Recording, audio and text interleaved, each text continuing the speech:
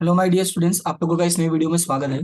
आज की हम अपने इस वीडियो में जैसा कि मैंने प्रॉमिस किया था हम वैसा स्टार्ट करने वाले हैं। मैंने आप लोगों से कहा था कि जितना जल्दी हो सकेगा और जितना हो सकेगा मुझसे मैं उतना आपके लिए हेल्प करूंगा, मतलब आपकी हेल्प कर दूंगा। और वो उसमें से एक हेल्प ये थी कि मैं आप लोगों को एमसीक्यू सॉल्यूशन प्रोवाइड कर दूंगा। तो ये रहा हमारा चैप्टर 1 का एमसीक्यू। स्टार्ट करते हैं। और यहाँ पे जैसा मैंने कहा था कि मैं आपको ईच एंड एवरी एमसीक्यूज का जितना बेटर हो सकता है उतना बेटर सॉल्यूशन, सॉल्यूशन के साथ साथ उससे रिलेटेड जो और इंटर रिलेटेड क्वेश्चंस हो सकते हैं जो एग्जाम्स में आ सकते हैं वो भी मैं आपको प्रोवाइड कर दूंगा। ठीक है, तो आप लोगों को करना क्या है, आपकी बुक लेके साथ में बैठ जाना है। ठीक है, जिससे क्या होगा, अगर मान लो मैं कुछ टिक करवाता हूं तो आप भी टिक कर लो, या तो एमसीक्यू के आजू बाजू में ही लिख लो, सो दैट कि जब रिवीजन करने बैठो तो आपको थोड़ी हेल्प हो जाए। ओके, तो स्टार्ट करते हैं क्वेश्चन नंबर 1। क्वेश्चन नंबर 1 में क्या लिखा हुआ है? Art of getting work done from others is known as. देखो, ये तो मोस्ट फेमस डेफिनेशन है और जिसका आंसर हम लोग को पता है कि आंसर क्या होगा आपका, management. Management is the art of getting work done from others, right. But main ये नहीं है कि इसका डेफिनेशन हमको पता है। एक्चुअली एग्जाम में एक बार ऐसा हुआ था कि एग्जाम में ये पूछा था, who has given this definition of management, art of getting work done from other, right. अब अगर आप अपनी बुक में देखोगे तो बुक में प्रॉब्लम ये है कि बुक में कहीं पर भी मेंशन नहीं किया डेफिनेशन किसने दिया हुआ है। यहाँ पे सिर्फ मेंशन क्या है, मेंशन है एज पर एन एक्सपर्ट। अब प्रॉब्लम ये है वो एक्सपर्ट है कौन। अब ये एक्सपर्ट को हमें जब हमें हमें एक्सपर्ट के बारे में पता ही नहीं तो हम याद कैसे रखेंगे। तो यहाँ पे इसका जो आंसर होगा वो क्या हो जाएगा, वो हो जाएगा मैरी पार्कर। ये जो डेफिनेशन किसने दिया था, मैरी पार्कर ने दिया था, याद रखना है। Mary Parker has given this definition of management, art of getting work done from others is known as a management. Number 2, what type of activity sorry what type of an activity is a management। अब बोला है कि management कौन से type की activity है। तो मैं इसको इसका आंसर आपको एक्सप्लेन करूं उससे पहले मैं कुछ और पॉइंट बता दूं। आपको याद क्या रखना है, जैसे मैं तो वीडियोस प्रोवाइड कर ही रहा हूं, नो डाउट है, बट आप अपना भी स्टडी कंटिन्यू करते रहो। तो जब आप अपना स्टडी कंटिन्यू करते हो तो कुछ बेसिक चीजें हैं जो आपको अच्छे से लर्न करनी है। और वो क्या है, सबसे पहले किसी भी टॉपिक पे अगर आप रीड करते हो, लाइक मैनेजमेंट हो गया, प्रिंसिपल ऑफ मैनेजमेंट हो गया, प्लानिंग हो गया, ऑर्गेनाइजिंग हो गया, कोई भी टॉपिक अगर आप रीड करते हो तो दो चीजें आपको सबसे अच्छे से करनी। नंबर 1, पहले तो आप मीनिंग उसका अच्छे से पढ़ लोगे। मीनिंग के बाद उसका जो डेफिनेशन है वो अच्छे से कर लोगे। जैसे ही meaning and definition first part clear होता है, सेकंड पार्ट आपका आ जाता है नेचर। या तो नेचर होगा या तो कैरेक्टरिस्टिक्स होगा। ठीक है, क्या हो जाएगा, कैरेक्टरिस्टिक्स। ये चीजें जो है आपको वो अच्छे से कर लेनी है। क्वेश्चन है सर ये आप क्यों कह रहे हो अच्छे से करने के लिए, मैं उसका रीजन दे रहा हूं आपको। उसका रीजन ये है, पहले मैं इसका आंसर दिखाता हूं। What type of activities management.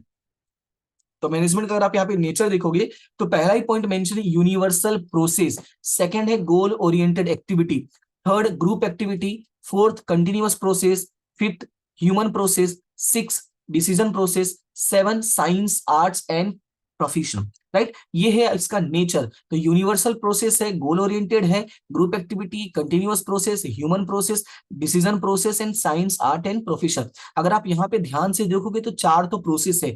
Number 1 आपका क्या, यूनिवर्सल, ठीक है, उसके बाद कंटिन्यूअस, ह्यूमन और डिसीजन, राइट। ये चार क्या है आपके प्रोसेस है, यूनिवर्सल, ठीक है, उसके बाद कंटिन्यूअस, ह्यूमन और यहाँ पे आपका क्या हो जाए डिसीजन। चार प्रोसेस हो गया। उसके बाद एक goal oriented activity, group activity और लास्ट में है साइंस आर्ट एंड प्रोफेशन। अगर आप ये देखोगे तो जो हमारा आंसर हो जाएगा इसके अकॉर्डिंग वो क्या हो जाएगा, यूनिवर्सल। यानी हमारा जो आंसर होगा यूनिवर्सल। बाकी तीन देखो कहीं पर भी नहीं, ट्रांसपेरेंट नहीं था, डिफाइनिंग ऑब्जेक्टिव नहीं था, इनएफिशिएंट भी नहीं था, राइट। तो जो हमारा आंसर हो जाएगा वो क्या हो जाएगा, यूनिवर्सल। अब क्वेश्चन है कि मैंने बाकी की चीजें क्यों बताई। अगर मान लो आपको एग्जाम में पूछ लेता है कि भाई which of the following is not a nature which और not a characteristics of management, तो आपको पता होना चाहिए कि उसमें कैरेक्टरिस्टिक्स है क्या। तो सारी पॉइंट्स अगर आपके माइंड में होगा तो याद रहेगा। जैसा मैंने बोला वैसा ही करना। चार प्रोसेस है, बाकी तीन अदर है।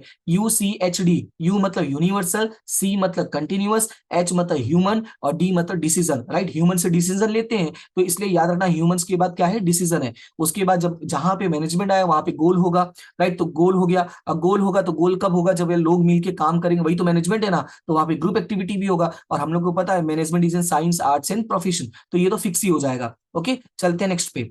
What is the method that puts knowledge easily into practice called। अब ध्यान से सुना, इसमें तीन पॉइंट अभी हम लोगों ने रीड किया।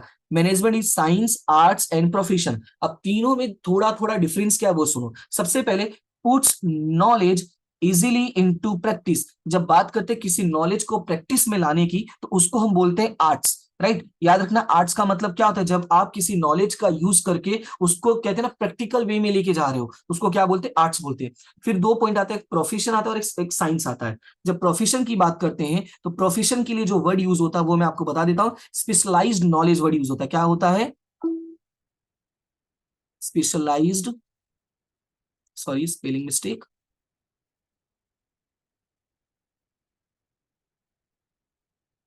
स्पेशलाइज्ड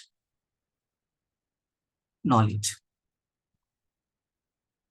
ठीक है, स्पेशलाइज्ड नॉलेज वर्ड जब यूज होता है तो समझ लेना वो प्रोफेशन है। और साइंस में क्या होता है कि स्पेशलाइज्ड नॉलेज तो होता है बट उसके साथ साथ एक एक्स्ट्रा और ऐड हो जाता है, और वो होता है सिस्टमेटिक नॉलेज होता है। साइंस में अगर आप ऑब्जर्व करोगे तो हर चीज का एक रूल्स और एक रेगुलेशन होता है, और हर चीज बहुत सिस्टमेटिक वे में होता है। दैट्स वाई साइंस को क्या बोलते हैं, science is a systematic specialised knowledge. तो याद रखना है, जब क्वेश्चन होगा puts knowledge easily into practice तो वो आर्ट्स हो जाएगा, स्पेशलाइज्ड नॉलेज होगा तो प्रोफेशन हो जाएगा, और सिस्टमेटिक नॉलेज होगा तो आपका क्या हो जाएगा, साइंस हो जाएगा। क्लियर है। Now the question number 4, what does management association frame for its on profession. तो देखो प्रोफेशंस के लिए क्या होते हैं, उनके खुद के कोड ऑफ कंडक्ट होते हैं। ये मैं आपको दिखा देता हूं, यहाँ पे अगर आप रीड करोगे तो आपको ये मिल जाएगा प्रोफेशन वाले पॉइंट में।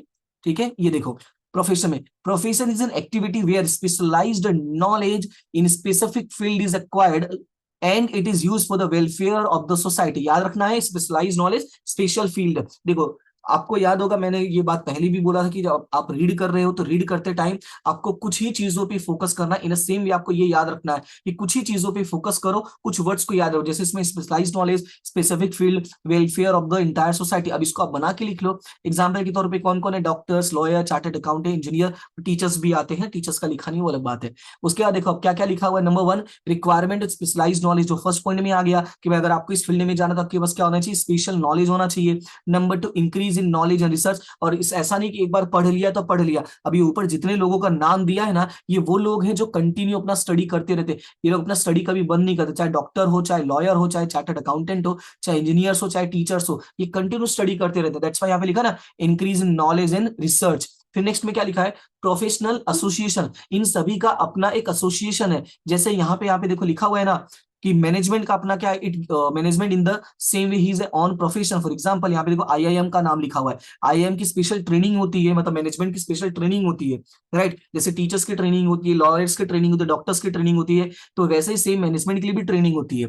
नेक्स्ट है implementation of code of conduct. तो देखो यहाँ पे क्लियरली मेंशन है कोड ऑफ कंडक्ट। अब ये क्या लिखा हुआ है, each of the professional association frame. देखो यहाँ लिखा है ना, जितने भी प्रोफेशनल्स होते हैं वो अपने मेंबर्स के लिए क्या करते हैं, कोड ऑफ कंडक्ट करते हैं। मतलब एक सिंपल वर्ड में कहूं, कोड ऑफ कंडक्ट का मतलब यहाँ पर क्या होता है, तो होता है मॉरल ड्यूटी। हर इंसान की अपनी एक मॉरल ड्यूटी होती है कि भाई वो इसको फॉलो करे और इसी के अकॉर्डिंग काम करे। देखो गलत काम, जैसे होता है किसी भी प्रोफेशन में अगर आप चीटिंग करे अपने प्रोफेशन से तो सही नहीं। दैट्स व्हाई यहाँ पे क्या होता है, कोड ऑफ कंडक्ट होता है।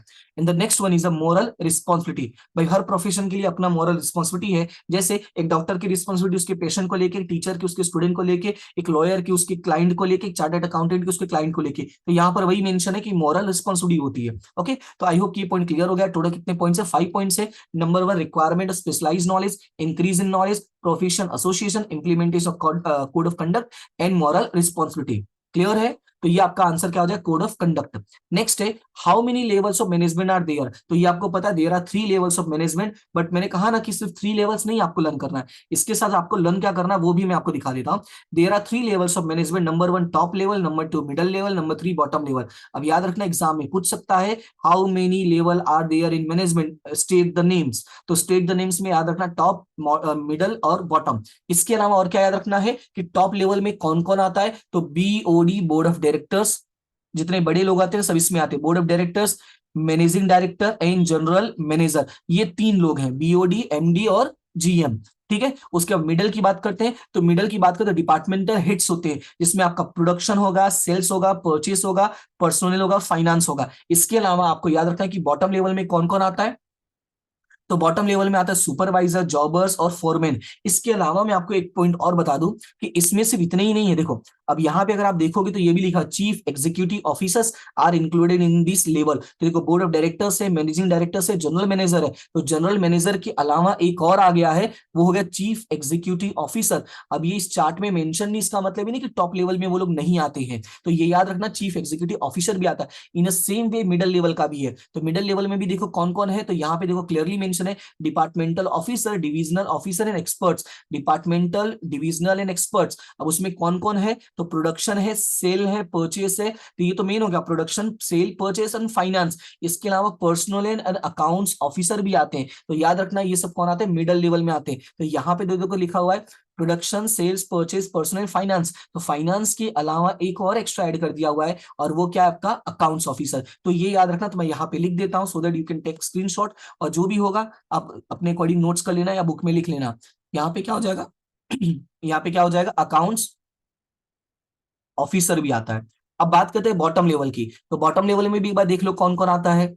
तो बॉटम लेवल में अगर जाओगे तो यहाँ पे देखोगे तो यहाँ पे क्लियरली मेंशन है सुपरविजर, जॉबर्स एंड फॉरमैन। तो बेसिकली यहाँ पे कोई एक्स्ट्रा मेंशन नहीं है, तो तीन ही नाम है, supervision, jobber and foreman. Supervisors, jobbers and foreman. Okay, चलते अभी क्वेश्चन पे देखते हैं क्या क्या हो सकता है इसका आंसर। तो how many levels of management are there, तो देयर कितने मैनेजमेंट है टोटल, 3, आई मीन 3 लेवल्स हैं। इसका आंसर हो जाएगा 3। उसके बाद चलते हैं नेक्स्ट क्वेश्चन पे। तो नेक्स्ट क्वेश्चन में क्या मेंशन है, who are included in top level managements. अगर आप चारों को रीड करोगे तो एक्सपर्ट्स है, तो मैंने बोला एक्सपर्ट्स किस में आ जाएगा, इसमें आ जाएगा आपका मिडिल लेवल में। ये किस में आ जाएगा, मिडिल लेवल में। ठीक है, मिडिल लेवल।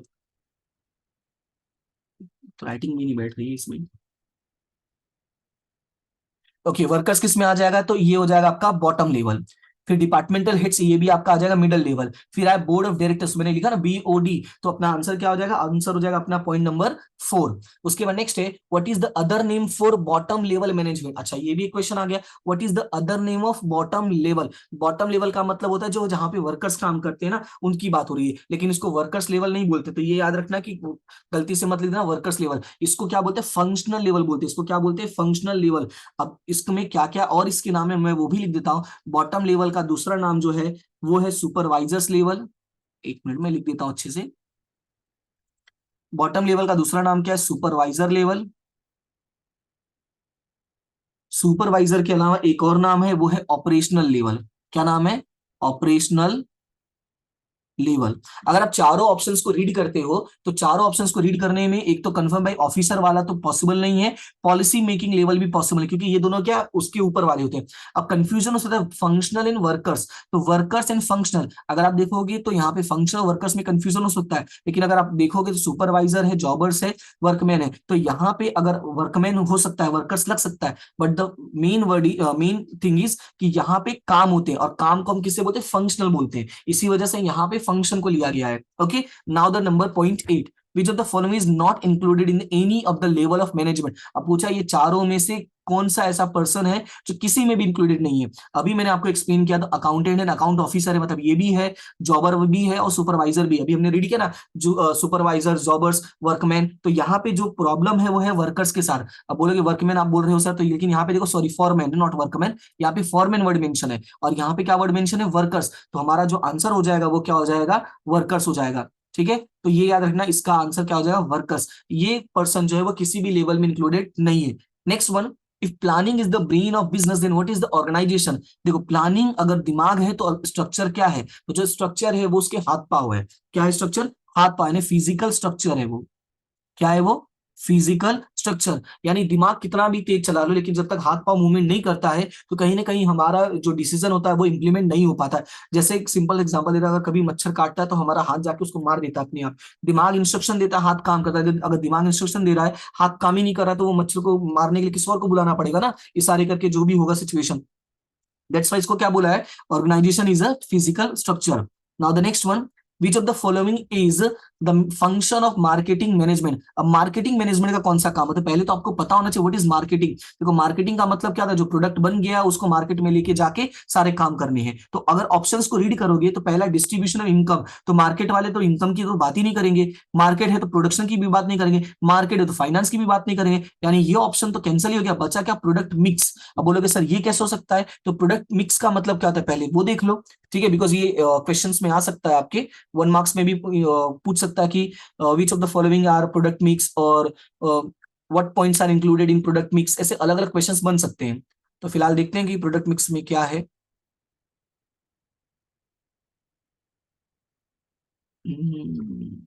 एक मिनट, हाँ, ये रहा देखो, प्रोडक्ट और प्रोडक्ट मिक्स बेसिकली यहाँ पे है, देखो ये रहा मार्केटिंग मैनेजमेंट, और मार्केटिंग मैनेजमेंट में क्या क्या है वो ये रहा, प्रोडक्ट और प्रोडक्ट मिक्स है, प्राइस है, डिस्ट्रीब्यूशन है, प्रमोशन है, ये चार चीजें आती, product, price, distribution and promotion. कितने पॉइंट है, product, price, distribution, promotion. And product और प्रोडक्ट पीस में क्या क्या आता है, तो वो आता है किसी भी प्रोडक्ट का अपीयरेंस, उसका कलर, उसका साइज, उसका शेप, उसका वेट, उसका प्रिंट, उसका पैकिंग, उसका guarantee of work and after sale service, ये सारी चीजें कहा जाती है आपके प्रोडक्ट एंड प्रोडक्ट मिक्स में आ जाती है। क्लियर है। उसके बाद आता है आपका प्राइस आता है, प्राइस में क्रेडिट पॉलिसी, सेल्स पॉलिसी, ये सब कैसा होगा, डिस्ट्रीब्यूशन आता है, उसको कैसे मार्केट में लेकर जाना है, एंड प्रमोशन आता है, इसका एडवर्टीजमेंट कैसे करना है, मार्केट में कस्टमर्स को अट्रैक्ट कैसे करना, वो सारे पॉइंट्स आते हैं। क्लियर है इतना, तो याद रखना मार्केटिंग मैनेजमेंट कितने पॉइंट्स इंक्लूड होते हैं, 4 points, product, price, distribution, promotion. इसके अलावा प्रोडक्ट प्राइस में और प्रोडक्ट मिक्स में क्या क्या आता है, तो वो याद रखना, प्रोडक्ट के बारे में जो भी नॉलेज है वो लिख देना, किसके बारे में, प्रोडक्ट के बारे में।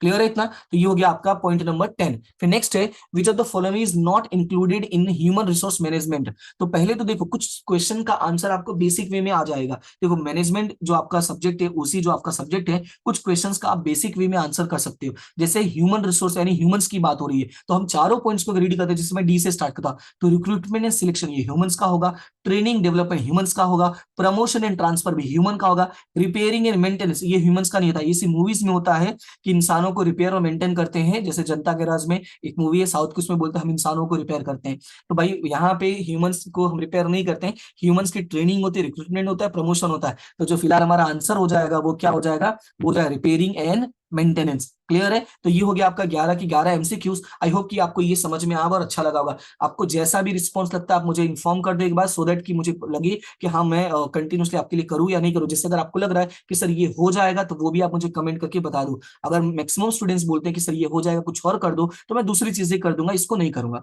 ठीक है, इसलिए मैं एक वीडियो बना के अपलोड कर दे रहा हूँ, सो दैट क्या है मुझे भी थोड़ा सा बर्डन जो है वो मेरे ऊपर, मतलब थोड़ा बहुत भाई एक्स्ट्रा काम भी है, तो अगर वो मुझे पता चल जाएगा तो एटलीस्ट ये होगा कि चलो ये एमसीक्यू जरूर कर लेंगे, लर्न कर लेंगे। अगर आपको लग रहा है कि इससे आपका बेनिफिट हो रहा है और भी एक्स्ट्रा चीजें आपको मिल रही है, तो डेफिनेटली मैं कर दूंगा, वो भी इन्फॉर्म कर देना। ठीक है, तो फिलहाल अभी के लिए इतना ही, मिलते हैं नेक्स्ट क्लास में, तब तक के लिए thank you so much and have a good day.